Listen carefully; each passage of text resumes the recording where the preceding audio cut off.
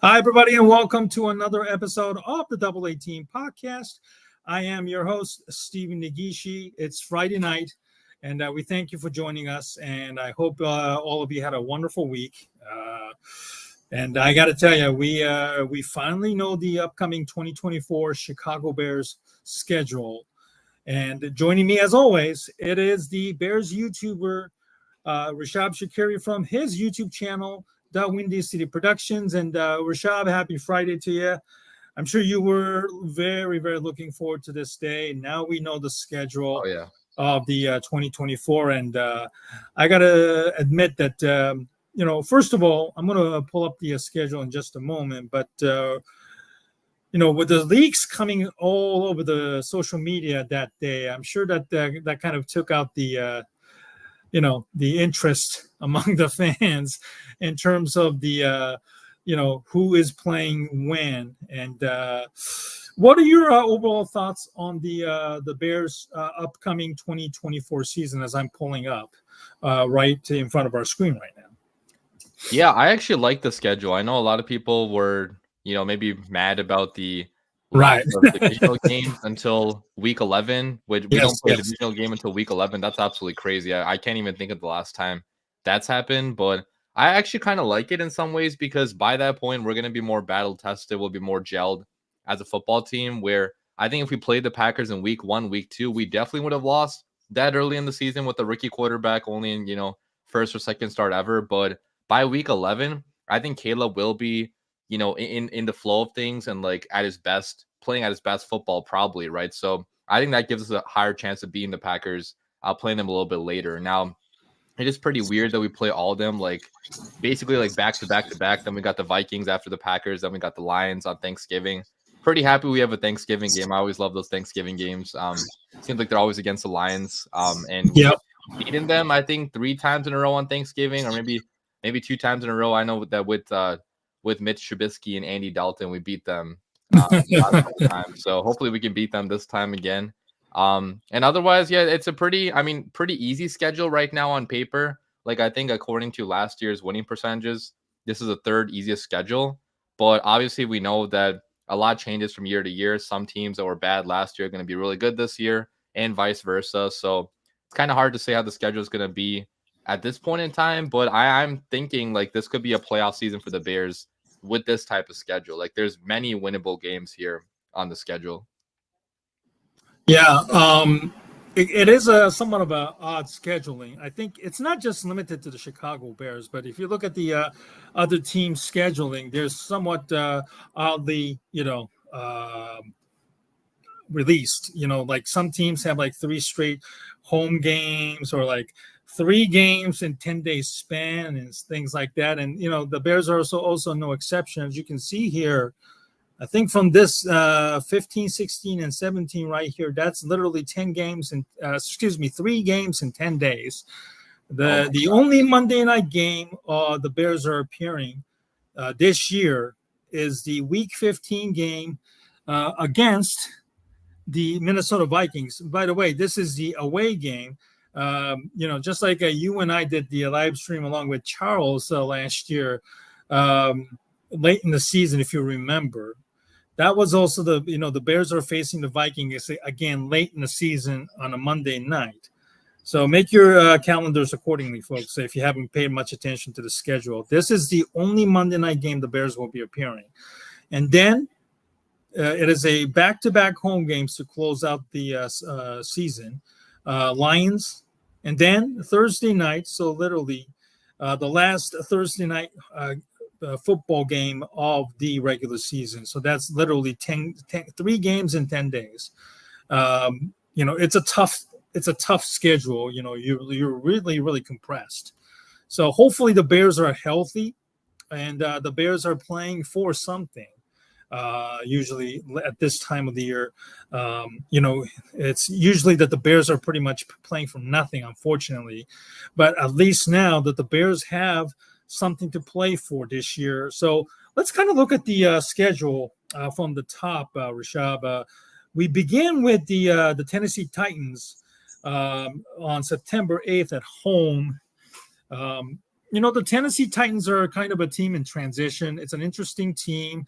They fired Mike Vrabel. They have Will Levis as their quarterback. It's this is a pretty, I would say, a decent challenge for the Bears. I know the Bears are favored right now, and a lot can change between now and then. But given what happened last year with, Matt Eberflus's light training schedule, or the training, I'm sure you were there, maybe pretty much in the summertime. Maybe may have seen or read the practices and so forth. So hopefully the Bears will be in much better shape this upcoming year. The training camp is obviously going to be very, very important and more, intense since Caleb is taking over as the quarterback, and he needs all the reps he can get now. What do you think of this, season opener versus the Tennessee Titans on paper right now? Yeah, it's a good matchup for the Bears. I think that, the Titans are going to be tougher than expected. Like last year, they only finished with 5-6 wins, whatever it was. Like they weren't a good football team last year, but they added a lot in the offseason, right? Like they traded for Calvin Ridley. Or didn't I did just sign That's him? Right. That's right. Yeah, they spent a ton on Calvin Ridley. Yeah, but they did trade for L'Jarius Sneed from the Chiefs, is what I meant to say. Exactly. He's a really good cornerback. That's going to be a problematic matchup for whoever he has to go up against in our receiving core. And I think in the NFL draft they got T'Vondre Sweat in the second round. They also drafted the offensive tackle in the first round. I'm forgetting his name right now. J.C. Latham from Alabama. Yep.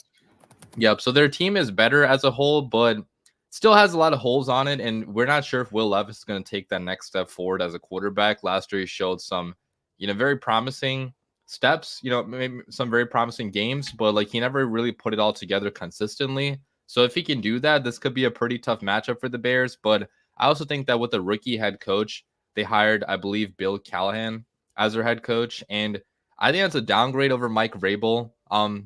If I'm being honest, like if they kept Mike Vrabel, I think the Titans would have had a better chance of winning this game. But with the rookie head coach, with the still unproven quarterback, I think this is a matchup the Bears could go in here and, do well in. Like I think that there's a potential, for the Bears to put up a lot of points on this Titans defense, because if you look at their secondary, aside from L'Jarius Sneed, they don't have too many star pieces there. They lost their safety to the Chicago Bears too, right? So Kevin Byard. So I think the Bears should win this game, especially being at Soldier Field. Yeah, I hope that the Bears set the tone for the 2024 season. Show up in excellent shape, excellent health against a winnable opponent like the Tennessee Titans. The last two times that the Bears have lost to the Titans, last time they faced it was 4 years ago, 2020 during COVID year in a very empty Titans Stadium in Nashville. I think a lot of people will remember the 2012 game where the Bears completely destroyed the Titans in Nashville, where the beers were completely sold out. The stadium was 80% the Bears fans. They travel very, very well, if you remember that. That was also a massive game where,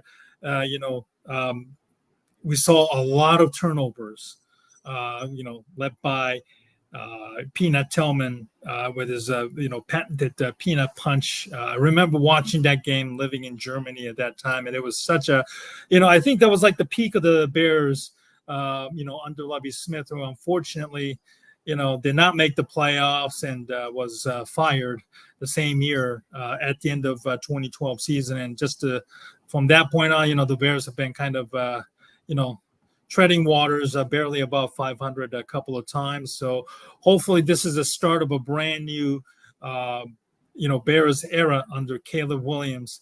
And we can all look back at that Tennessee game and say that's where the Bears' fortunes changed, because they beat the crap out of Tennessee Titans. All right, so the next game is a Sunday night game against the Houston Texans.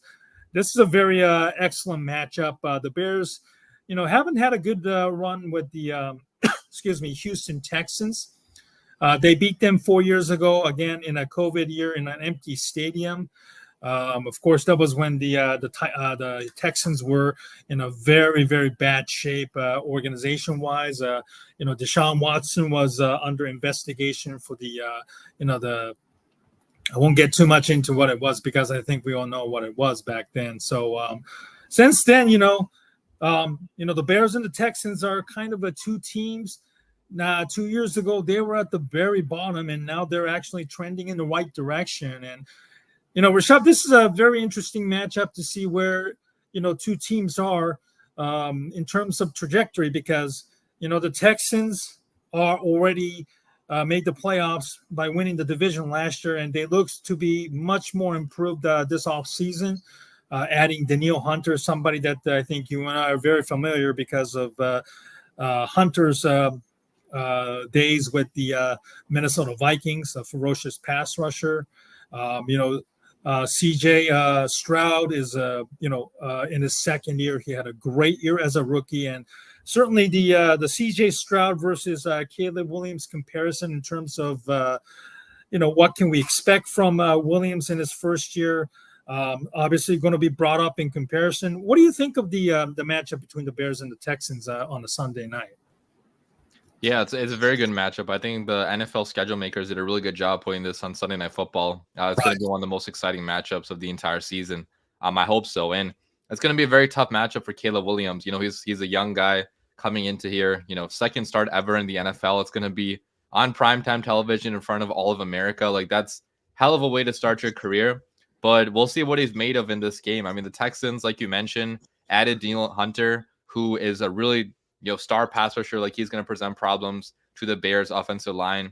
They have other pieces on the defense too that could be pretty tough to go up against. They have a defensive minded head coach, right, D'Amico Ryans, that could drop a pretty good game plan in this game to contain Caleb Williams. So it's going to be very tough for offense to get things going. But I also, if you look at the Texans cornerbacks right now, right, like I'm not sure if they have the CB2, CB3 to really contain Keenan Allen and Roma Dunze. Like, maybe they do have the CB1 to contain DJ Moore, obviously, but like if you look at the depth in their secondary, maybe it's not the greatest. So maybe that's one area where the Bears could attack them and score some points that way. But if you look at the Texans offense, they're stacked. I mean, they have probably the best receiving core besides the Bears in the NFL. They traded for Stephon Diggs, giving them a pretty fantastic 1, 2, 3 punch at the receiver spot. They have a superstar quarterback in CJ Stroud, who had one of the best rookie seasons of all time. Their offensive line is really good too. So it's going to be a very tough matchup. I think this is a game that the Bears will be expected to lose. And unless they, pull some magic late, like I think we probably will lose this game. But I also think it's a game where if we just keep it close, I think Bears fans will be happy. Yeah, I think the Bears will be, an underdog in this game, and hopefully, coming off a win against the Tennessee Titans, the Bears will be in much better shape. Going to a Sunday night, which the Bears have not had much luck in recent years, is certainly something that will likely be brought up, unfortunately. We remember the Sunday night loss against the LA Chargers with Tyson Bagent last year, and hopefully, it would be CJ Stroud versus Caleb Williams. And I agree, the schedule makers did a great job pitting two young quarterbacks. CJ Stroud looks to be a star in the future, superstar in the making. Hopefully, Caleb will be able to match toe to toe with Stroud and the Houston Texans. Obviously, the Bears have to make sure that Williams, stay up, with Daniil Hunter and Will Anderson, rushing from both ends. And, that's going to be a huge key matchup for, the Bears to make sure that they still have, a legitimate shot against the Texans late in the ball game. And then the game afterwards against the Texans, it is the Colts. And it's actually kind of funny because these two teams are, the Bears are facing back to back. And we all know the faithful 2 years ago when the Texans beat the Colts on the final game, I believe, of the 2022 season. The Texans managed to beat the Colts. The Bears had the number 1 overall pick. And we all know that that trade turned out to be for with the Carolina Panthers. They got Bryce Young, and we got a bunch of slur picks and also established receiver and DJ Moore. And these first three games, especially the week 2 and 3, obviously that storyline will be brought up. How the fortunes of all three teams have changed significantly, especially for the Titans and also for the Bears. And and then the following week, it is against the Sean McVay and the LA Rams. Obviously, a very high explosive offensive team, led by Matthew Stafford. The Bears have plenty of experience facing Stafford in his days with the Detroit Lions. So, hopefully the Bears defense will be 100% healthy and ready to go up against the Sean McVay, because, we know Sean McVay is a very talented and, bright offensive mind. Very curious to see how Matt Eberflus's defense slows down the explosive Rams offense led by Puka Nakata. And then the week 5 matchup, this is a very interesting one again. Just like last year, the Bears will face the Carolina Panthers. Again, the storyline of the trade that changed the Chicago Bears, courtesy of Carolina Panthers, will likely be brought up again. Unfortunately, this will likely be a 1 o'clock Eastern, 12 Central afternoon game. And then the Bears will head to London and play the Jacksonville Jaguars. The Jaguars, obviously, because of their ownership, Shad Khan and Tony Khan, who you're very familiar with because, they're famous Illinois alums. And they also own the not only the Jacksonville Jaguars, but they also own Fulham FC, the English Premier League team. Because the Jacksonville barely sells out any games, they volunteer to go to London and play for pretty much the last 10 plus years. And, I'm sure that this game, Rishab, Caleb Williams versus Trevor Lawrence, the only quarterback from that 2021 class where, he is still the only one starting. But the numbers that Trevor Lawrence has put up since he joined hasn't been exactly lights out. And, this is going to be a very interesting battle, Lawrence versus Williams in London. And I'm sure if people could afford it, that there will be a lot of Bears fans traveling to London to see this game. Yeah, I kind of wanted to go to this game. I might be going to this game because I've never been to London before or England. Yeah. So it'd be cool to see that, this game for the first time. But yeah, it's going to be a very tough game. I mean, it's a game the Bears could win, but it's kind of a road game for us. Like it is a home game technically for us, but it's going to be in a different country, in a place where the Jaguars already have a pretty established fan base. But I will say, like, Bears fans are pretty international. Like, we have fans basically everywhere. So I do think there should be a good amount of Bears fans present at this game to cheer on the Bears. Like, maybe it is going to be 50-50 in the stands. And, with the game, like you mentioned, like Trevor Lawrence, like he was a generational prospect in his class in 2021. Caleb Williams is viewed by many as being a generational prospect in his class in 2024. So it's going to be cool to see those guys face off against each other. And as you mentioned, like Trevor Lawrence has not really had the start to his career that a lot of people thought he was going to have. Like his stats are pretty mediocre up to this point. And the wins have not really been anything crazy besides for 2022, I think, was when he won the playoff game against the Chargers, which is probably his best career moment. But it is a game the Bears could win. I mean, the Jaguars are susceptible in the secondary. They have question marks on the offensive line in front of Trevor Lawrence too. So I think it could be a pretty close game. It's going to be cool to see, which quarterback can, make the play to win the game at the end. Yeah, Jacksonville, after winning their division in 2022 in a very bad, AFC South, kind of took a step backwards last year. So this year, this is the year that, the Houston Texans obviously are expected to win that division. The rest of the three teams, the Colts, Jaguars, and the Titans, it's going to be very much a dogfight out of the three teams, because I think Houston is kind of head and shoulders above them. In order to, finish second place and hopefully have a shot at the playoffs. The Colts are still kind of a team that's, up and coming. As long as Anthony Richardson stays healthy and plays well, the Colts are going to be very tough out. Of course, it is still with the Bears as well as they face each other in Week 3 in Indianapolis. And the Jacksonville's an interesting team. Trevor Lawrence hasn't been put up huge numbers yet. They lost Calvin Ridley to division rival Tennessee this offseason. They drafted Brian Thomas as his replacement in the first round in the draft last month.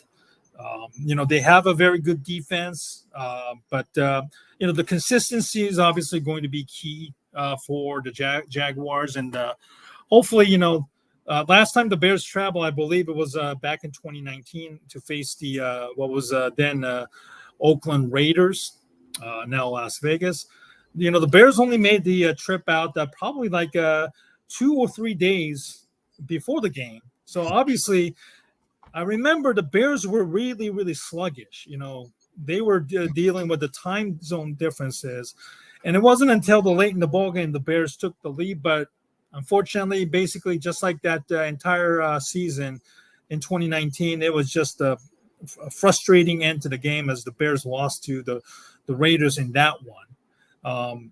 Hopefully that the Bears will travel a little bit earlier and get themselves acclaimed for this one. And thankfully that after the London game, they have a bye week, which kind of is unusual for us Bears fans to see the Bears get a bye this early. And I'm thankful for the NFL to give the Bears a bye week after a long travel to London.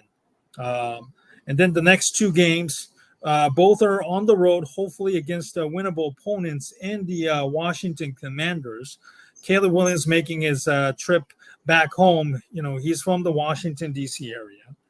And then Week 9, they head to Arizona and play the Cardinals, who is I would think that the Cardinals are an improving, up-and-coming team.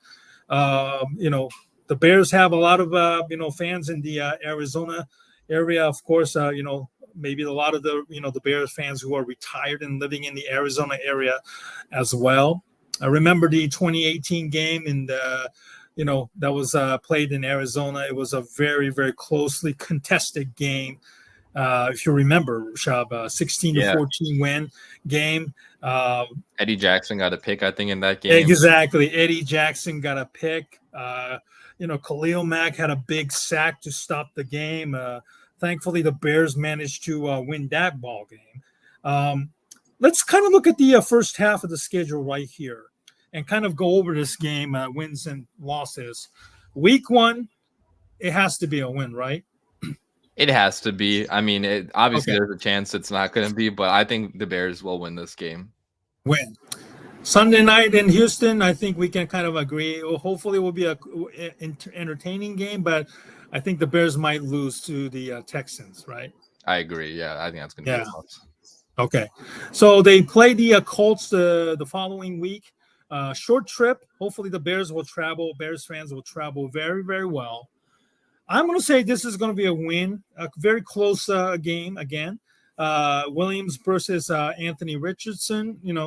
As long as the Bears defense, keep pressuring Richardson and just give him a hell, I say that the Bears will probably have a good shot at winning this game, in my opinion.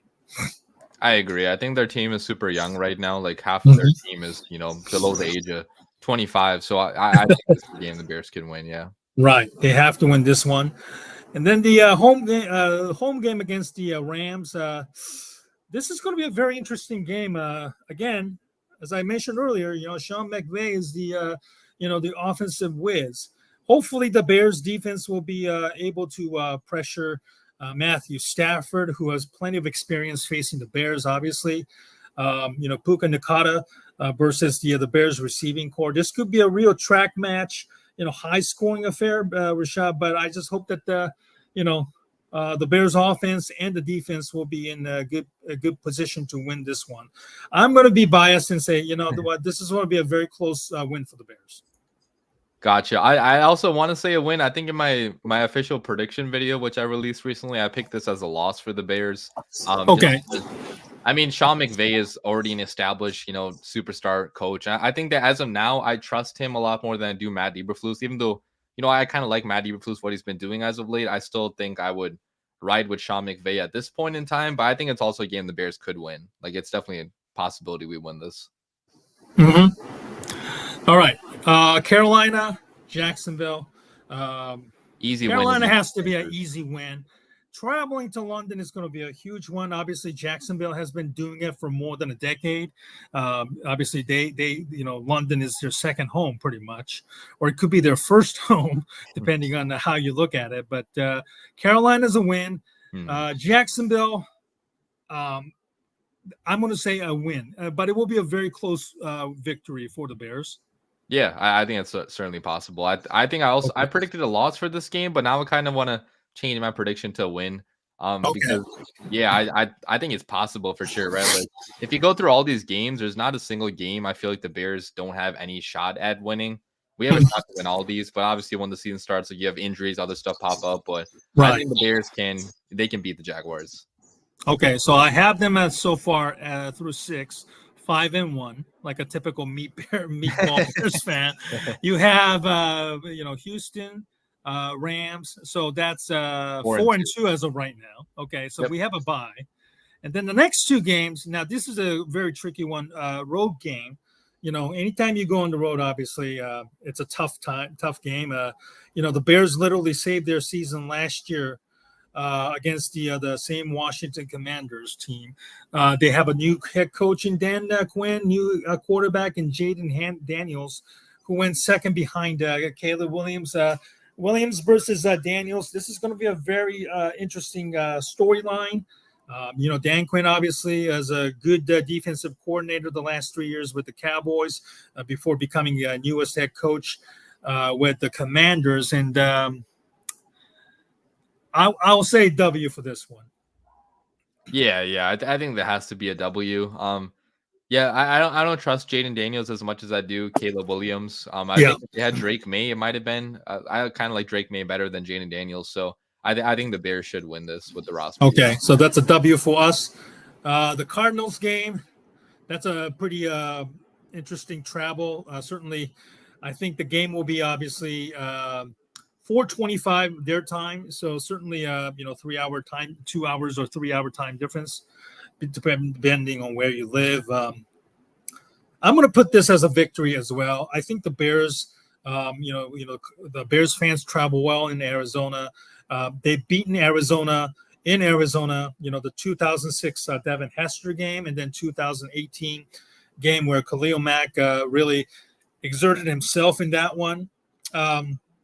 I think it will be a close one again because of the traveling and logistics, but I will put the W on the Cardinals as well. Yeah, I think we should win this game. I mean, they still have a lot of ways to go before being a competing roster, so I think we definitely have a better roster. Okay, so 9 games. I have them at 8-1. 8-1. You have them at 7-2 as of right now. Yep. Okay, now this is where things gets interesting. The Bears. It's a weird scheduling because this is where they will face all the games against the NFC North opponents, but they will start the second half with the home game against the New England Patriots. It's a new era for the Patriots. Certainly no more Bill Belichick. It is the new head coach, Jared Mayo, who was their up-and-coming, I believe was a position coach. They anointed him, obviously. Some things might change. Some things probably won't change with the Patriots, but obviously the new head coach and new quarterback and Drake May. And, again, Williams versus Drake May storyline could be the headline for this matchup. Hopefully the Patriots will be a more, decent team than what we witnessed last year. Again, this is a home game. And, as long as the Bears don't overlook anybody here, no matter what the Patriots record is, I think this is a W for me. Yeah, I mean, just like with all the other rookie quarterbacks we're facing off against, I think that Matt Eberflus's defense is really good, like at forcing turnovers, especially against, young quarterbacks or inexperienced quarterbacks. Like last year, we forced crazy amount of interceptions. I mean, against what was the Vikings quarterback's name? I'm trying to remember. Josh Dobbs. Josh Yeah, Dobbs. Yes. like he had like 3 picks in that game, something like that. Right. Right. I think against a young quarterback, Matt Eberflus could do a pretty good job against him, force a couple turnovers, and that should be enough for the Bears to win with how good of a supporting cast we have on offense for Caleb Williams. So it's a win for me too. That's a win. Okay. Now the big one the following week, a home game against the hated Green Bay Packers and the Minnesota Vikings back to back. A home game, and if the Bears are to be taken seriously, Rishab, certainly they have to win these two games, and a home game against the Green Bay Packers, and hopefully this will be a very, very good game. The Packers with a winning record as well as the Bears. We remember Jordan Love tearing us apart on the opening day. That kind of set the real problems. And then doubts toward Matt Eberflus and his entire coaching staff. Hopefully, Matt Eberflus has learned this lesson now that if you want to be taken seriously, not just in the division, but also within the NFL circle, you have to beat the Green Bay Packers. And again, I'll be a meatball, and I'll say that I think the Bears and the Packers, they'll split the year. But this one, I have the Bears winning at home. Totally agree with that. I also have the Bears splitting with the Packers this year. I think our team is too good now to get swept by the Packers. I really hope. I mean, even with the rookie quarterback, I think that we have enough on offense right now to score a good amount of points against their defense. And I think our defense this year is going to do a better job against Jordan Love than they did last year. Even the last matchup we had against them last year, like we only allowed 17 points, even missing Jalen Johnson. So Jalen should be back for this game, hopefully. Our defense should be better overall. So I think we can win against them at home, hopefully. But on the road, that's probably going to be a loss at Lambeau. Right. As you can see here, folks, the second half is a pretty daunting one, starting with the Packers all the way here. Again, the home game against the Vikings. By then, Rishab, I think it's safe to say that another rookie, J.J. McCarthy, will be a starting quarterback for the Vikings. Hopefully the Vikings are kind of, a team that's in transition. I think you and I agree on that. They did not re-sign Kirk Cousins, drafted J.J. McCarthy to be their starting quarterback of the future. The future starts for the Vikings hopefully well before then, and that, homecoming for J.J. McCarthy. I think he's from LaGrange area. Certainly a lot of families and friends will be in stand, but hopefully the Bears, I'm going to pick that, is going to spoil his homecoming and put the Bears in the win column here again. Yeah, I think especially being at home, it seems like we usually do beat the Vikings at home at Soldier Field. And I think last year we actually won on the road and then we lost at home, I believe. So, right. But I think, against JJ McCarthy, local Chicago kid, like you mentioned, coming back to Soldier Field to play against his hometown team. If you look at him in Michigan, like he never really had to throw the football that much. So I think against NFL defenses, especially in year one, there could be a little bit of a learning curve for him. And I think against a turnover forcing defense, like I mentioned, in my last sentence, like I think we could force a lot of turnovers against JJ McCarthy, and I think the Bears could win this. So now this is where the gauntlet of the schedule begins. The Bears are back at Thanksgiving playing the Detroit Lions. I remember the last time the Bears played the Lions on a Thanksgiving. This was a 2018 season. Eddie Jackson, who had an incredible season that year, picking off passes and scoring touchdowns.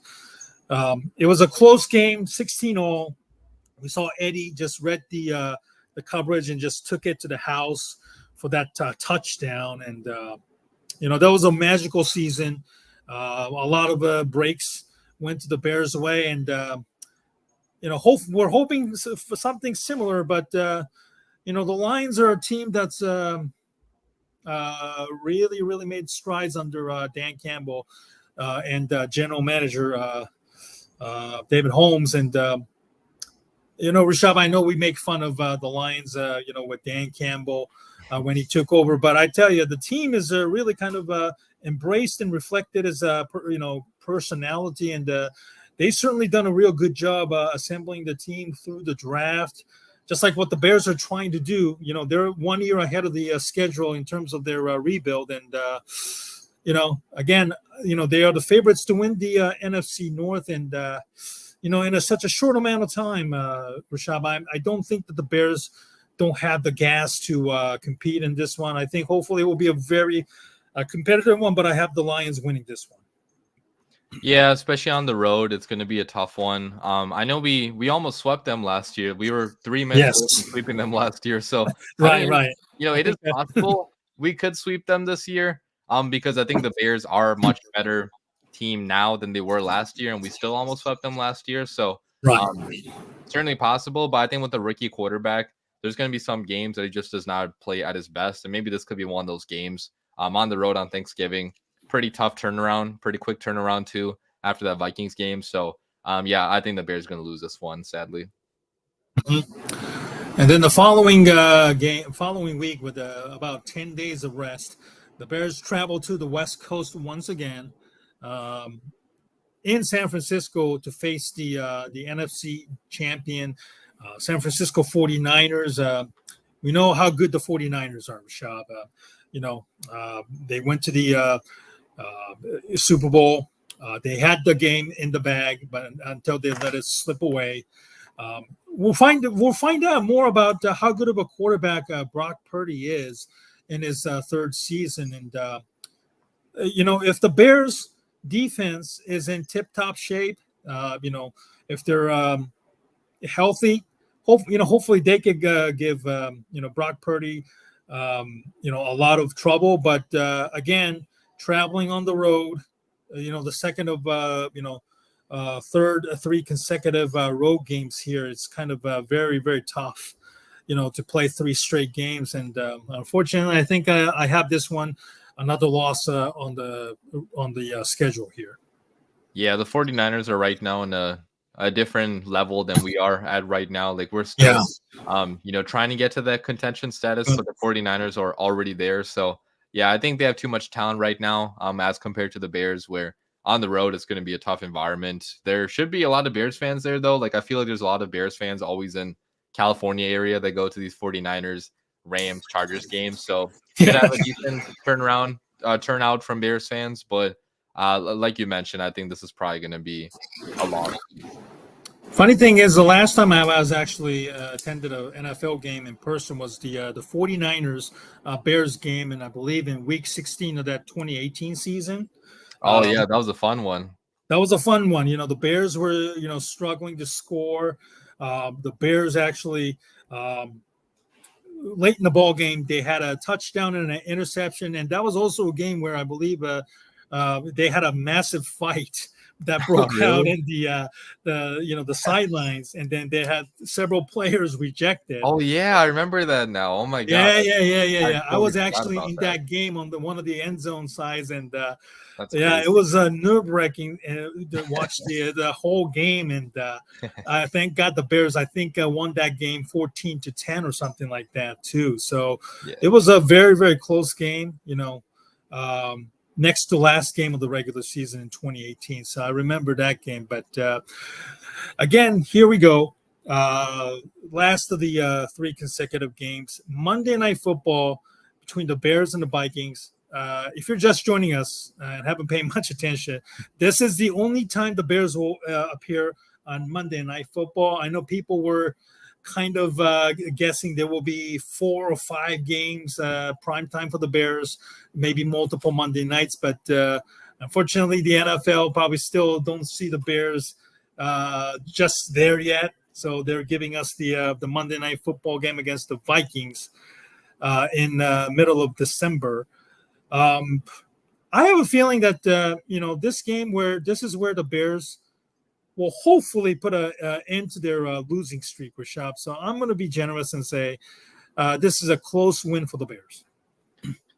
Yeah, I'll be a little bit more pessimistic, I guess, just because I feel like the Vikings are also a very talented football team, even though I do think we can beat them once right at home. I am having us split against them on the road, just because they still have the weapons, you know, in Justin Jefferson and Jordan Addison. They have a offensive-minded head coach, where I feel like maybe they could get us once here. After coming off a few losses, maybe the Bears team is reeling a little bit. So, especially being young, maybe we do split against the Vikings. So I have us losing this game. Okay, good. And then the big one here, a home game against the Detroit Lions. The Bears beat the Lions 28-13 at home. A few weeks after that debacle up in Detroit, where they blew a double-digit lead with about 4 minutes left. For those who remember that game, I have a feeling that Rishab, basically, for the Bears to have a successful season this year, they have to split within the division. So, after losing in Thanksgiving, I'm going to put this as a victory for the Chicago Bears. Same here. Yeah. I mean, especially being at home last year, we basically dominated them at home. I believe we won that game by multiple scores. Jared Goff threw, a crazy amount of turnovers in that game, crazy amount of interceptions. So I do think we can, split against the Lions, even though they are a really good football team right now. The Bears also have the weapons to compete against that Lions offense. That is going to be a good offense, but we have the DC that's proven to stop that offense in the past. So I think we win this game too. And then the next two games are a very tricky one, which it could go all the way. Home game against the Seattle Seahawks. The Bears have the advantage at least because the day after Christmas, the Seattle is the one that is traveling all the way from the West Coast because it's a short week. I have a feeling that the Bears will get that victory here based on that, Rishab. Yeah, I think I mean, Geno Smith has been good the past couple seasons, but like I've said, in the other matchups, like I think that our defense's ability to force turnovers could be pretty big in this game. If we get a couple turnovers off of Geno Smith in that cold environment, like it's going to be probably at Soldier Field the day after Christmas, like, it could be a low scoring game, but I think it's a game that the Bears could win, having hopefully a strong run game to support Caleb Williams. If Caleb just makes a few plays down the stretch, this is a game the Bears could win. So I agree. And then just like last year, the season finale against the Packers up in Green Bay. Unfortunately, I'm going to put this as a loss, just to make things, even up, because, we talked about splitting within the division. So I'm going to say that this will be a loss on the road. Unfortunately, the Bears still haven't been able to slay the Packers up in Green Bay. Hopefully, it will be something that the Bears can do in 2025. So the first half, I had 7-1, and then in the second half, I had it kind of a little bit generous here. 1, 2, so 3 losses. So it's kind of like 13-4 for the Bears in the second half, Rishab. So that's 6-3. That kind of like puts them at 13-4. Maybe it's a little bit generous. That's not necessarily the record I'm predicting, but I would say that if you go that week will by be week, like the maximum, like the ceiling. Yeah, that's fair. Yeah, I think fair. I had in this prediction with you, I had 12-5, right? Okay.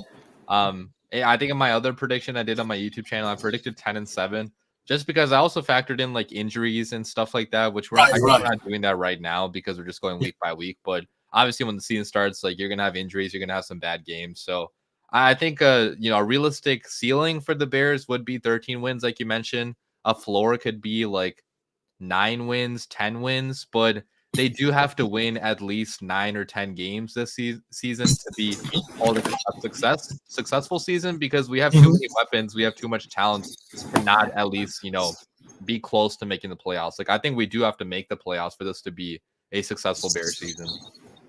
Yeah, I agree. I think the Bears have set themselves up very, very well for the upcoming season. And literally, I think there are no real excuses for the Bears to, not be successful. They have everything now. They're obviously, yes, there is still a need for the other pass rusher to, lessen the the pressure off Montez Sweat. I'm not expecting Austin Booker to be that guy, as a rookie all of a sudden to have, 10 plus sacks in his first year, because it would be, unfair to him. So, there are some issues with this team. But I think that between now and the start of the game against the season against the Tennessee Titans, there's still plenty of time. Things can definitely change, and there's could be some more veterans could be released for cap purposes on June 1st.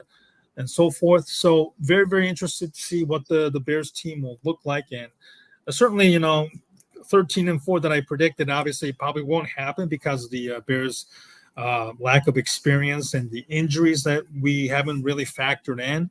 Rishab, the Bears have been somewhat fortunate with the injury parts, but it's a year in and year out. Things can definitely change.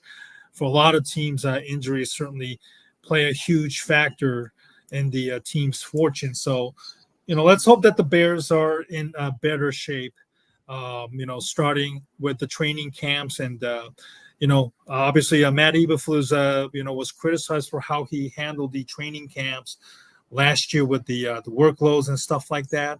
There are no more excuses. You have to give Caleb Williams, who, by the way, was named the starter this year in the mini camp. What do you think of the decision to name Caleb Williams as the starter now? Do you feel like this was a right move, or do you feel like this is a that was not something that was needed at this point, in your opinion?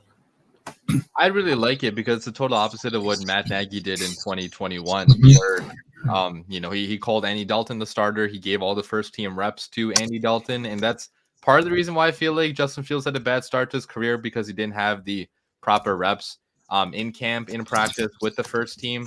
I feel like if he had those reps, he would have been more prepared for the NFL. But Caleb is getting those reps right away, right? Like, he's getting them from the very beginning. Everybody knows he's the number one guy. There's no beating around the bush with that. Like, Eberflus already has stated him as a starter, which I love, like how transparent the Bears are being for the first time really ever as a franchise. Like, they're actually surrounding this quarterback with so much talent, and they're also putting him, as the undisputed leader of the team right away, which is only gonna boost his confidence, I feel like. So I do like it.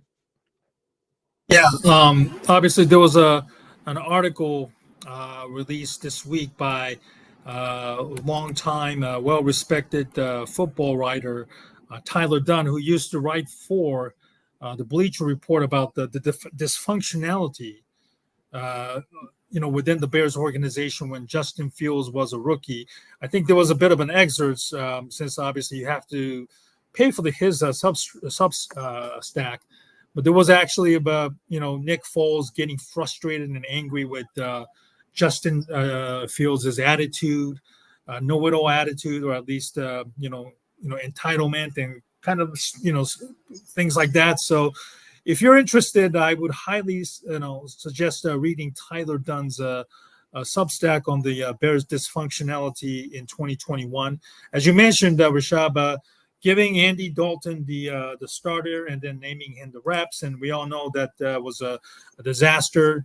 Justin Fields became a starter, I believe, against Cleveland, where he was sacked 9 times, and just his career, unfortunately, was just kind of an epitome of his time with the Bears. Unfortunately, a lot of missed opportunities, bad sacks, and so forth. And I totally agree. I think naming him Caleb Williams, that is the starter, sets really the tone for the entire team. The Bears know, the whole team knows that Caleb Williams is a starter. Duh, obviously. Yeah. So far, I think a lot of people have kind of changed their tunes about Caleb Williams from the time he was drafted. I think everything he has said and done has been tremendous. I think Caleb is somebody that is completely a polar opposite of what we heard or read, obviously, throughout the entire off season. And, Caleb is determined to, be that guy. He waited for this moment the entire career, and he's ready to seize it, and he's not going to beat around the bushes. And I'm just glad that the Bears are, feeling the same way and giving him that first team reps all he can. And obviously something that Matt Eberflus learned from last year with the with the light practice and light snaps and snap counts and stuff like that. So hopefully Caleb will get as much snaps as possible in the training camp and also in preseason. Remember, the Bears play 4 preseasons this year with the Hall of Fame game against the Houston Texans. So that's an extra game that they have to prepare for, thankfully. And hopefully that 4 games instead of that 3 preseason games now would give the Bears an extra advantage in, gelling that team together. So, we looked at that schedule, Rishab, and I know a lot of people seem to be very, very hating. I know Adam Hogue didn't seem to like that scheduling. Obviously, very uneven. Certainly, with all the AFC South teams out of the way in the first 7 weeks, it's kind of awkward. It was certainly it's very, very weird. Not normally spread it out like we're used to seeing. But on the second half, we discussed the all NFC North teams. Basically, that will likely determine how good or how successful of a season the Bears is. And how would you look at that scheduling? Do you look at it as say, Caleb Williams kind of gets a nice, easy schedule to, build confidence and momentum? And then, hopefully that will carry over to a more difficult schedule, like others are saying, or do you see a little bit of a awkwardness in terms of, what the schedule makers to put out? No, I like it. Like you mentioned, like it's good to get the easy games first because a rookie quarterback rarely is going to be perfect right away. Usually it does take rookies a couple weeks, couple months to get to their full potential. And even then, like sometimes they're not great until year 2, year 3. But I am happy that, we have at least until week 11 to get Caleb Williams, fully up to speed, get our entire offense and defense fully gelled together before we start playing the games that actually matter. Like, even if we're like 10-1 before the Packers game, it doesn't really matter unless we win those divisional games, right? Because you have to win those to actually win the division and maybe even make the playoffs. Like you have to win those divisional games, right? So I am a big fan of like pushing that off until later with a young team. But if it was a veteran team, like if this was a team with Justin Fields, maybe I would have wanted the harder games first just to like spread it out a little bit. But with a young team, I think this is actually a benefit to our chances of winning. Yeah, hopefully the learning curve won't be too steep for Caleb Williams and the Bears. Obviously playing a AFC South team that's somewhat skewered. You have the Texans as their top dog in the division who could win 12 games based on what they did last year in this off season, and then you have the rest of the team. That's probably scrapping to stay above 500. So hopefully the learning curve won't be steep. Going up against those teams. We're definitely going to see Caleb throw head scratching or maddening picks. We have to kind of take that into consideration because after all, he is a rookie. So hopefully, those things he can get it out of his system, because when you go up against the Lions, the Packers, and the Vikings, and we all saw, in the second half, they played the 49ers on the road, and then they also played the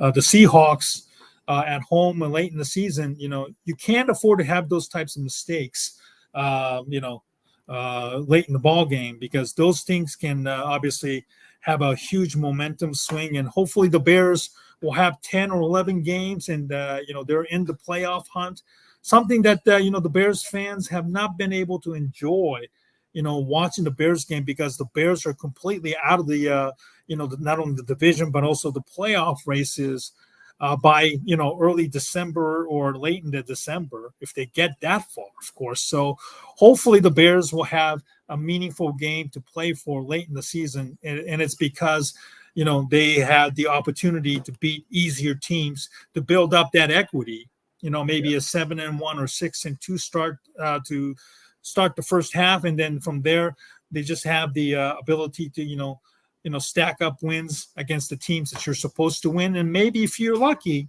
you're able to steal wins on the road against a very, very tougher opponent, which will help you build confidence late in the season as we go in. So obviously, a lot of the national media people are giving the Bears a lot of love, and I know this seems a bit of a uneasiness for a lot of the Bears fans, who are not used to getting a lot of love from the national media. I'm going to play a clip from Nick Wright from his own show about what he thinks about the Bears, and you give me your thoughts, Rishab. Bears are potentially going to be excellent, and I don't know if we can show the schedule or not. But my only concern for the Bears and for Caleb was okay. So this perfect was before the schedule came out. What if they get off to a rough start? Because Caleb's last season at USC ended poorly. There are still some Bears folks and I think some people in the locker room that really like Justin. Yeah. If he gets off, if the first game of the season, Green Bay cracks you like they do every year, and then you have the Niners in week 2 and you're 0-2 and Caleb's looking flustered, could it snowball? Instead, it's the opposite. Of the 7 teams with the lowest projected win total in football, they play 5 of them in their first 9 games. So they have an excellent opportunity to start 6-3 or 7-2. Caleb feeling confident, momentum growing, Odunze getting better, Caleb getting better, and him being not even really a rookie anymore by the time they play all their divisional games. All their divisional games are in the final, from week 11 on. So that's why I do not think this is not my official prediction, but as I said yesterday, I'm flirting with the take. I'm considering buying the take a drink and asking how long it's in town for. I don't know why the Bears can't win the NFC. Wilson go to the divisional round as a rookie. We saw last year CJ Stroud go to the divisional round as a rookie. Andrew Luck and RG3 made the playoffs as a rookie. Big Ben made the conference championship game as a rookie. This team won 7 games last year with bad quarterback play. Bad quarterback play. Was a top 10 defense once they got Montez Sweat, added Rome Odunze, added Keenan Allen, slightly upgraded the offensive line, and I think Caleb will instantly be above average and eventually be excellent. B to B plus right out of the gate. And there is not, unless you think the Niners are going to do something only Tom Brady has done in the last 30 years, which is lose a Super Bowl and then get back to it the next year, then who do we got? Like, there are a lot of the Packers. I like them. There were also a 9-8 team last year that looked amazing in one playoff game against a Cowboys team that fell apart. The Lions, to me, there is a little, I don't want to say regression possibility, but the Lions, what they did was kept the same team and just paid the guys more. Like, they're. Oh, sorry about that. But hold on a second. But there it is. Over the last 2 months of football, we're the worst team in the NFL. I like the Rams a lot, I will admit, but you're worried about Stafford's health. They're very young on defense. Correct. And so my point is, it's not the AFC where you have you go 4 wide on legitimate Super Bowl contenders. It's the Niners with a question, in my opinion, at quarterback is Super Bowl, and then a lot of good teams. So could the Bears get off to a hot start? Could Caleb be feeling himself? Could Caleb, for the first time in his football life, be like, oh, I don't have to score every possession for us to win a game? Right. So I like the Bears a lot this year. Well, you heard it from the man himself, Nick Wright, and Colin Cowherd also said to be set up for Caleb to get off to a good schedule based on their record last year. So, Rishab, it's kind of interesting that the Bears are suddenly getting a national love from people like Nick Wright, Colin Cowherd. Obviously, take it for what you will. Do you feel that they're warranted? Obviously, you have to play the game.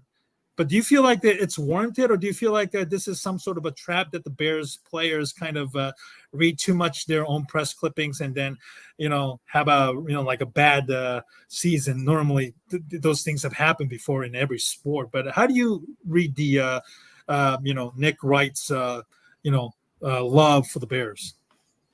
I hope the players don't listen to it, because last thing we need is the players buying into all this hype. Exactly. That's what happens in 2019 when all the players bought into the hype and then we crash down back to earth. So I'm pretty confident the players don't pay attention to it, because they're usually tuned out from the media anyways for the most part. So if they don't listen to it, I'm fine with it, because it's kind of cool for the first time ever, like actually getting love from the media like this. Like I cannot remember a time in my entire life as a Bears fan, besides maybe some of the Lovie Smith years, where we're getting so much praise from the national media. Like they're all, praising our quarterback, praising our offense, praising our head coach too, to some extent. So it does feel like a trap a little bit, like you said right there. But I also think it's warranted too, because the Bears did everything right in the offseason. Like they surrounded their young quarterback with so many great pieces.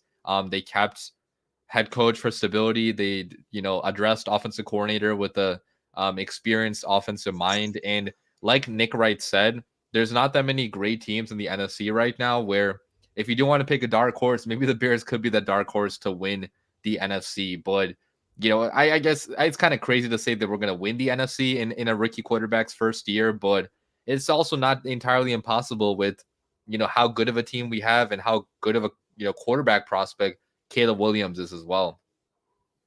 Yeah, as long, like you said, as long as the players just don't buy into their hype and drink their own Kool-Aid, I think the Bears will be very, very good. I just hope that the coaching staff are fully aware of what happened in that 2019 season.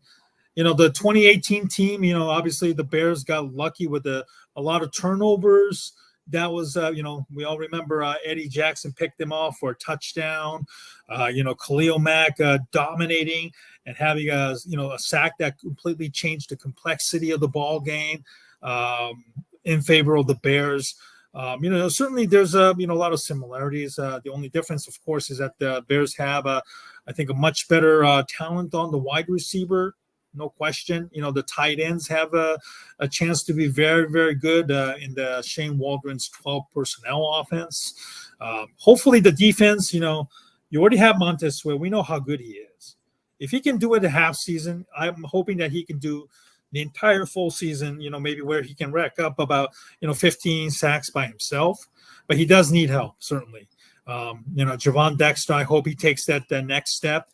Zach Pickens, I'm not ready to give up on him, even though he wasn't as good as many thought, as a rookie. Hopefully Dwayne Walker is a versatile player, and his versatility will be be used in better shape this year. I'm still hoping that they do get guys like Calais Campbell, who can play both inside and outside as on a short 1 year cheap incentive laden deal. If they decide to bring back Yannick Ngakoue because of his familiarity, great. But don't expect $8 million like he made last year. So hopefully, Yannick wants to come back on a cheaper deal because he knows that the Bears are ready to win, and his familiarity with the team and the teammates and the scheme. So, I am kind of still leaning towards, maybe Yannick. But if Calais Campbell is available, and if Yannick prices himself out, then I hope Bears will do everything they can to get more help on the defensive line there.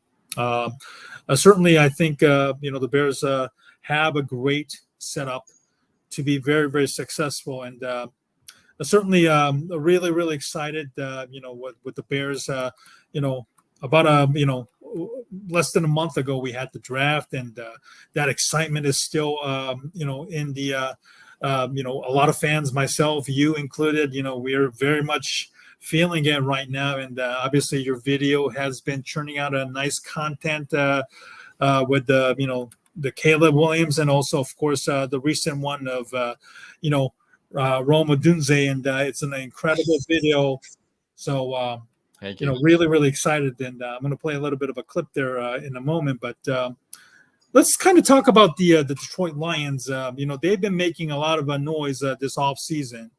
If you they have been kind of really spending a lot of money. And the latest one, of course, Jared Goff spending, a 4-year, I believe, $212 million contract with about $170 million guaranteed. And Rishab, let's kind of look at the early storylines for our division rivals, the Detroit Lions. Certainly they've been spending plenty of money on their players. They spent money on Penei Sewell. They've also gave Amon-Ra St. Brown a huge contract this offseason.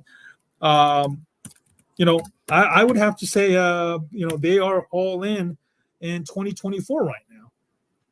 They are, yeah. It's Super Bowl or bust for them at this point. They paid Jared Goff, they paid Penei Sewell, like you mentioned, they paid Amon-Ra St. Brown too. So, they have to go at least to the conference title game again for the season to be considered successful. I think all Lions fans are hoping for a Super Bowl berth at least this year. Because you guys remember, like last year, they were really close to making it to the Super Bowl. They just choked at the last second against the 49ers in the second half. So, yeah, it's Super Bowl or bust for them. Like they're all in, as all in as you possibly can be. And if they don't make it this year, it's going to be bad for their future, right? Because I'm not sure how long they can keep this going where they're at the top of the NFC, because other teams are going to become better. Like the Bears are going to be even better next year. Young teams like the Commanders potentially could be better with Jaden Daniels. Like, the Packers are going to keep on being better too with the, young roster that they have. So this is definitely the Lions' best chance to win it all. I feel like, in the next couple of years, like this will be the best chance they have in 2024. So it'll make it all the sweeter if the Bears can beat them this year. If we beat them in their contending year. Right. It's a huge contract that they're gambling on Jared Goff. Certainly, he has really exceeded expectations. When that trade between the Lions and the Rams took place, I think people saw Goff as just basically a throw-in, or just was nothing more than a short-term answer. But he has really, really exceeded expectations with his performance, and they weren't kidding when they said that they see him as a long-term future, and certainly the play and the contract given by the Lions matches that. So they're definitely all in. The organization is all in. I'm very curious to see how they recover from that NFC Championship, the way they blew the game. How Dan Campbell, changes his stance on the fourth downs. Certainly, again, those things have been, question marks. But then again, when was the last time we didn't even question anything about Dan Campbell? So I'll be very, very curious to see how Dan Campbell evolves as a coach after a successful campaign last year. Now let's move on to the Packers. Obviously, the team that the Bears have to really, really beat. I think the question, the storyline right now is, as good as a Jordan Love played last year, how good is he really as a quarterback? And, the Packers have a very young receiving core. Certainly, one of the reasons why they made it to the playoffs after a slow start is because Jordan Love, started to develop into a very good quarterback, certainly in line for a big payday. Again, Caleb Williams, Jordan Love, Jared Goff, and hopefully the Minnesota found their guy in J.J. McCarthy. At least they think they do. It's going to be a very, very good quarterback gauntlet that the NFC North has. And I think this is the year that we're going to find out just how good Jordan Love is as a starter. And then, the Packers, I think, will go as far as Jordan Love will take them. What do you think? I totally agree with that. I mean, they have a really good head coach, though, right? Like with Matt LaFleur, I think they're always going to be, in games. Like they'll always have chances to win games. He's too good of a coach to let them only win, 4 or 5 games. But if you look at the Packers' weapons right now, they have the worst weapons, I feel like, in the NFC North, but they still always have like the best offense somehow. And that's credit to Jordan Love for being a good quarterback. Like he, I feel like he elevated the other receivers more than even their talent level suggests. And it's the same with Matt LaFleur too. Like he put these guys in positions to be completely wide open, like especially against the Bears in that first week. It seemed like every Packers receiver was just completely wide open the entire game. And that always happens every time they play the Chicago Bears. So, but like you said, like it's going to depend on how good Jordan Love actually is. Like if last year was a fluke, which I really hope last year was a fluke, then maybe the Packers are not as in good of a position for the future as we think they are, but we're gonna have to wait and see. And I think the Packers will be paying Jordan Love pretty soon. I've heard rumors about them doing that like right after the NFL draft. So maybe in a few weeks, like they'll be paying Jordan Love whatever money he demands. Like it's probably gonna be like the Jared Goff contract, if I had to guess, like Right. 4 years, 200 million, which I know all Bears Twitter is going to be laughing at that when that happens, but we also, can't really talk trash when he's, beat us twice so far. So, Yeah. but yeah, next year's going to tell the story about Jordan Love for sure.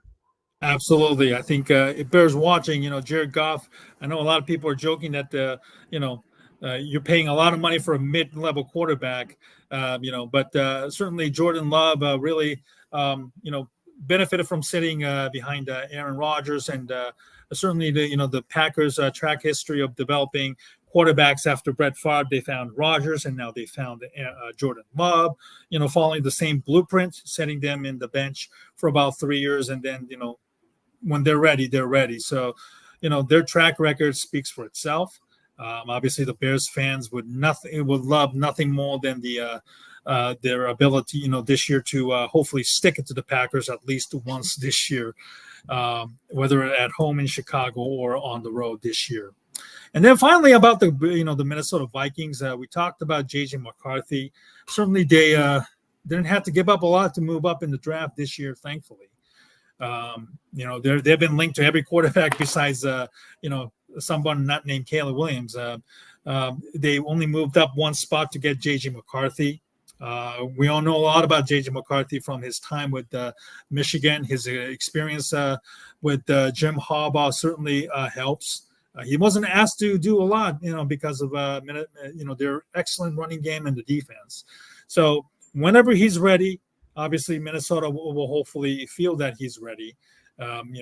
Hopefully the Bears will be in a good position to tee off against them. But for Vikings, they have a very interesting case because they hope that the JJ is the answer, because Justin Jefferson has not signed a long-term contract yet, and I think he's kind of wondering, okay, is JJ the real quarterback, real guy now? And I think that's the kind of an interesting storyline for the Vikings. What do you think? Yeah, I think he's going to be put in the best position to succeed besides Jordan Love out of all the rookie quarterbacks, because they have two superstar receivers. They have, really good offensive-minded head coach. They have a really good offensive line too. The Vikings do. So, if he is going to be good, it will have been with a team like the Vikings. Like the Vikings definitely are not going to be holding him back. But I'm not the biggest believer of JJ McCarthy as a franchise quarterback. Like I think he could be maybe like Kirk Cousins at the very best, like at his ceiling. Maybe he could be a Kirk Cousins. So maybe he could be a franchise quarterback like Kirk was, but I just don't see like superstar, like top 5, top 10 potential like I do with a guy like Caleb Williams or even like Drake May. I think have much higher ceilings than JJ McCarthy does. McCarthy could be a fine answer for like 5-6 years as a pretty average quarterback, but I just don't see him winning the Vikings Super Bowls. So, I mean, he could be good, but not great, if I had to say. Yeah, very, very interesting. Certainly I think we talk a lot about Caleb Williams being put in the best position to succeed. I think JJ is pretty close himself too with, Justin Jefferson, Jordan Addison, and then TJ Hawkinson at the tight end. I think their offensive line has been somewhat, upgraded significantly compared to, say, maybe a couple of years ago. So, whenever McCarthy is ready to start, hopefully he has been given plenty of time to learn behind Sam Darnold. It helps that, Kevin O'Connell is the guy, much like Matt LaFleur, offensive-minded head coach. It certainly helps. So, very, very interesting to see how Minnesota, moves on from Kirk Cousins era. They were always somewhat of a decent mid-team. They haven't really been able to, get to that next level yet, ever since reaching the NFC championships back in 2017 season. They've been trying to find that quarterback, and obviously Kirk Cousins wasn't the answer now. So they have their own franchise quarterback, and very, very curious to see how all four teams, the Bears and the Vikings have the rookie. The Packers have Jordan Love, and Jared Goff is just coming off a massive contract extension. How these teams will, face each other. It's going to be a real dogfight in the till the very end in the NFC North, and hopefully, the Bears will definitely be in the thick of things this upcoming season. All right, I'm going to finish off with the hype video that you created on your YouTube channel. So let's take a look for the one for Rome Odunze here. With the 9th pick in the 2024 NFL Draft, the Chicago Bears select Rome Odunze, wide receiver, Washington. Yeah, I'm out the way, yeah, I'm low, okay. Yeah, the island right here is remote, okay. I ain't thinking about no reaper, nigga, I'm reaping what I sow, okay. Got a Benjamin and a Jackson all in my house, like I'm Joe, okay. Everybody wanna be demons till they get chipped by your throwaway. And I might do a show and say, what's a lame? Always a lame. Looking for So many contested catches. Okay, nigga, let's play. Have you ever me down like with a poker face? Have you ever paid 500,000 like to an open case? Well, I didn't know he could also return punts actually until I saw that clip. I wouldn't mind seeing him in there every once in a while. Oh yeah, it's also kind of risky though. I feel like I don't know if you want to risk him on a punt return. Maybe once in a while.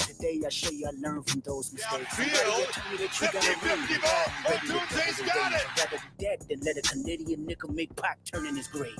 Cut the what is it? The okay. There's 3 ghosts left, and I see 2 of them kissing and hugging on stage. I love her to death, and in 8 bars I'll explain that phrase. It's not traffic with There's no accent you can sell me. You're cold and I already know I'm a selfish nigga. The crown is heavy. I pray they my real friends. If not, Hawaiian W Melly. I don't like you popping shit at Pharrell. For him, I inherit the beef. Yeah, fuck all that pushing P. Let me see you push a T. You better off spinning again on him. Don't think about pushing me. I'm Terrence Crawford. Yeah, I'm whooping feet. We ain't gotta get personal. This a friendly fade. You should keep it that way. I know some shit about niggas that make them wanna look like the same. It's about critics, not about gimmicks, not about who the greatest since I was been about never. Now let me say I'm the biggest hater. I hate the way that you walk, the way that you talk. I hate the way that you dress. I hate the way that you sneak this. If I catch flight, it's gonna be direct. Shot down the middle. You notice I said we. It's not just me. I'm what the culture feeling. How many more fairy tale stories about your life till we had enough? How many more black features till you finally feel that you're black enough? I like Drake with the melody. Deep ball is caught. It's Odunze, who's still on his feet inside the Washington State 20. You don't have one. Let your core audience stomach that. Then tell them where you get your abs from. V12 is a fast one. Last one. Headshot for the year. You better walk around like Daft Punk. Remember? Hey, Top Dog, who the fuck they think they playing with? Extortion my middle name as soon as you jump off of that plane, bitch. I'm allergic to the lame shit. Only you like being famous. Well done. Well done. That's a great Thank you. video. You put a lot of time and effort. And picking up the right song for that one. Yeah, I use the Kendrick Lamar because he actually lets you monetize it, so you can. Oh, okay. Yeah, so even on the stream, like I know this is gonna be on Ken's YouTube, right? So he can actually monetize this stream if he wants to, like because he's not copyright claiming that, thankfully. So. Okay. Well, thank you, but I got to tell you, that was a great video. And, thank you. No. You definitely put a lot of effort into putting those videos. And, I hope fans, if you saw the video, I hope you go to Rishab's YouTube channel, go to the Windy City Productions and make sure that, you go subscribe to his YouTube channel for sure. And, watching that video, Rishab, and you kind of admire how he is able to keep his head high in the air and track the ball. That's just one thing that really stood out to me. Yeah, it's incredible. Like he led all of college football in contested catches last year. I think with like 19 or something he had last year. So I've seen some people also say that that's a bad thing that he can't separate. But if you look at his tape from 2022, he had a lot of wide open catches he had too, right? So like I think he can separate and get the contested catch, which is pretty fantastic. And he also has like late hands where he only puts his hands up at the last second when the ball's about to, come into his hands. So he's a fantastic receiver. I mean, the Bears got super lucky to get him at pick number 9. So super excited for him. Yeah, and then his ability to track the ball, and then a lot of back shoulder catches and fade catches were something that really stood out. I think certainly I have a feeling Caleb would rely on him early on. And do you think over and under he would go 1,200 yards in his rookie year? That's tough only because we have so many good weapons where I'm not sure if any. I mean, I think we could have multiple get above 1,000 yards, but I'm not sure about 1,200. That might be a little bit too much in his rookie year, unless Keenan Allen gets injured. Then it's totally possible. But if all the receivers stay healthy, then I probably predict like 900 yards for him, maybe like right on the edge of 1,000. I think that's totally possible. I know DJ Moore said in Kay Adams' interview in the House Hall that says it's a race to the 1,000. So hopefully it's a nice, healthy competition where neither one of the teammates are jealous of each other, and it's obviously a nice competition. Get to the thousands and then hopefully more, because obviously if all 3 receivers stay healthy and have 11, 12, or 1,300 yards, God forbid, then obviously the Bears are doing something right, and obviously. The more they score, obviously the Bears have a good shot at winning. So you can see the Rishab's YouTube channel here, and make sure to subscribe to his channel for a lot of highlight videos, and also obviously talking about the upcoming season as well. Well, listen, Rishab, thanks for your time. I think Steven cut off there. So thank you guys for watching. It was a lot of fun. We'll be back with another podcast probably sometime in the future, maybe like next week. We'll try to get one going. But thanks for tuning in, guys. Bear down.